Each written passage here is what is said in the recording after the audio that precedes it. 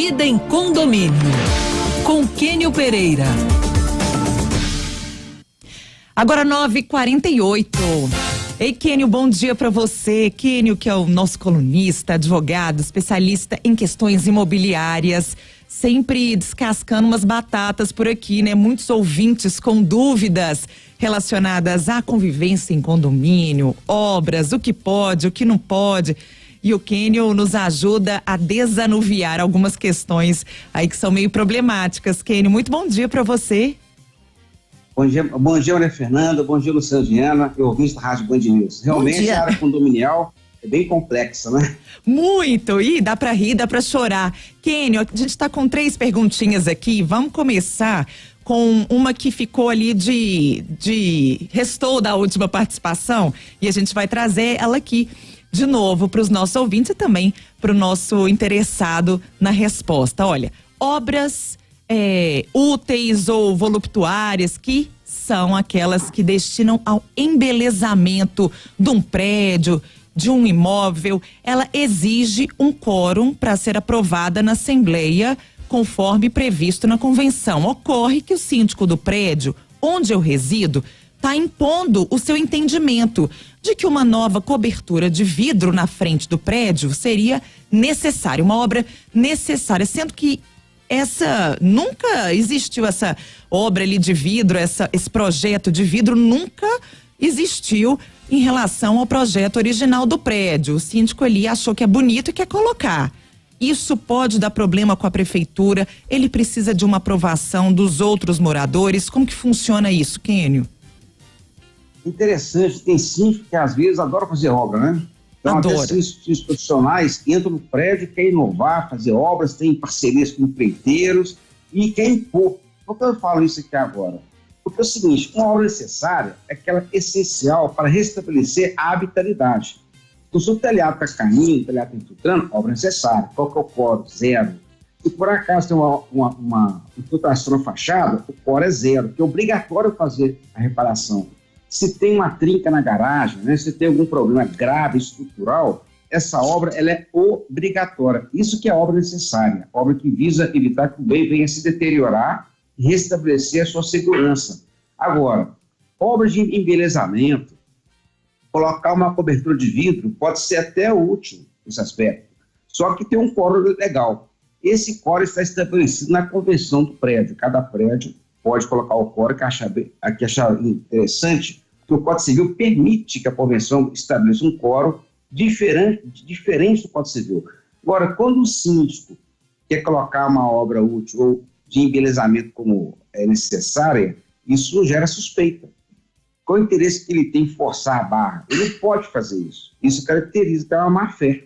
Porque sendo o síndico, em especial quando é profissional, ele sabe o que é obra necessária, obra útil e obra voluptuária, que é de embelezamento. Então, na prática, a obra necessária não pode ser usada como argumento para fazer obras irregulares. E um fato interessante, Maria Fernanda, que você colocou, que é uma obra que visa ali colocar um vidro, uma cobertura nova. Qualquer cobertura, posse de vidro, inclusive, é caracterizado pelo poder público municipal como área nova construída, área construída. Então, eu quero colocar aqui cobertura, não quer dizer que é de alvenaria, não. Se colocar uma cobertura de telhado, blindex, uma cobertura de polietileno, o que for, é tido como área construída. Exige previamente uma aprovação do projeto da prefeitura e, sendo feita essa cobertura de forma irregular, a prefeitura multa e determina a retirada. Então, esse acréscimo de área construída em qualquer cobertura de lice, em especial no condomínio, pode caracterizar um excesso de construção e vai gerar, no caso, uma autuação da prefeitura que vai determinar a demolição ou o pagamento de multa, tendo em vista que a obra é irregular. Muito bem, agora a próxima questão é sobre uma assembleia, né? Olha, na assembleia todos os condôminos têm o direito de se manifestar. Porém, diz aqui nosso ouvinte, a síndica do prédio contratou uma advogada para inibir determinado condomínio que reclama há anos que o apartamento está sofrendo infiltração decorrente da falta de impermeabilização da fachada, viu, Kênio? Agora ocorre, diz aqui o ouvinte, que na última assembleia a síndica que é profissional, portanto, não tem patrimônio do prédio. Disse que era para o proprietário do apartamento infiltrado, né, entrar com a ação. Ela se recusa a cumprir a lei. Esse tipo de atitude, Kênio, vinda de uma síndica profissional, pode acarretar a ela o dever de indenizar por provocar uma ação de forma inconsequente? Como é que você avalia aqui esse pedido do ouvinte? É um fato interessante. Tem síndicos que parece que entram no prédio, né, e acham que o pastor que bem entende, que não respondem pelo excesso de mandato. O síndico ele não tem que indenizar quando ele cumpre a lei, o artigo 1348, que determina a lei, né? Que a pessoa cumpra a convenção, cumpra a lei e que venha agir com boa-fé. Não cabe ao síndico determinar o condômino a entrar com processo judicial contra o condomínio, tendo visto que a infiltração é dever legal do condomínio reparar. Não pode vir a criar uma situação de protelar, de causar uma demanda. Quando o síndico age assim, ele age com excesso de mandato, age com má-fé e pode responder, inclusive, com indenização com seus bens pessoais, baseado no artigo 186 e 927 do Código Civil. Então, o síndico tem que agir de forma a evitar demanda, de forma a cumprir a lei, orientar os condôminos a cumprir o que determina. Logicamente, quando a pessoa entra com ação contra o vizinho, contra o condomínio, para exigir a reparação de infiltração que vem do telhado, da fachada, é uma ação que é fruto da má-fé do réu. Né? Então, se o réu cumpre a lei, sana aquela infiltração, não há qualquer litígio. Mas, vindo até a ação, o juiz vai mandar nomear um perito judicial. É uma ação cara e vai acarretar, logicamente, a condenação do condomínio, sendo que essa condenação seria evitável se o síndico agisse de maneira responsável, com boa-fé.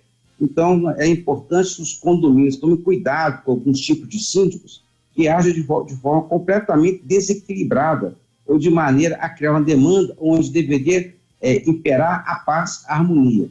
Se há infiltração de um apartamento para outro, de uma casa para outra, o que for, cabe ao proprietário reparar a causa de infiltração e indenizar, inclusive, os danos que causou essa infiltração. Quem não age assim, age de maneira irregular e, logicamente, provoca uma ação, tem que arcar com os ônus dessa atitude que demonstra uma certa falta de respeito e de sensibilidade. Então é importante que os condôminos fiquem atentos à postura de alguns síndicos que são criadores de caso e não de solução. Ô Kênio, tem aqui uma pergunta também sobre presença e ausências nas reuniões de condomínio, nas assembleias. A ausência dos proprietários na assembleia ou a falta de interesse da maioria favorece a ocorrência de arbitrariedades por parte do síndico, que age como se fosse dono do prédio. Por qual razão acontecem os abusos ou desvios de recursos em alguns condomínios, Kênio? Vemos que as pessoas, elas residem em condomínio ou trabalham, mas não querem participar da Assembleia. Isso é comum, porque a Assembleia é um fator de polêmica, gera às vezes uma discussão, e as pessoas ficam arredias em relação a isso. A Assembleia, inclusive, que se transforma em arenas de guerra, que as pessoas não sabem trocar ideia de maneira ordeira. É interessante que haja até uma consultoria jurídica na Assembleia para que ocorra uma pacificação de alguns pontos polêmicos. Mas há síndicos ou alguns grupos que tentam dominar o condomínio e fazem o que bem entendem, de maneira inclusiva a desestimular o comparecimento das pessoas. Então, essa falta de participação possibilita certas arbitrariedades. Vemos condomínios, às vezes, com 100 unidades, participando 10 pessoas, 8 pessoas. É uma coisa que deve ser evitada. É importante que haja uma condução respeitosa da Assembleia, que haja uma harmonia para a troca de ideias, para que ocorra maior participação.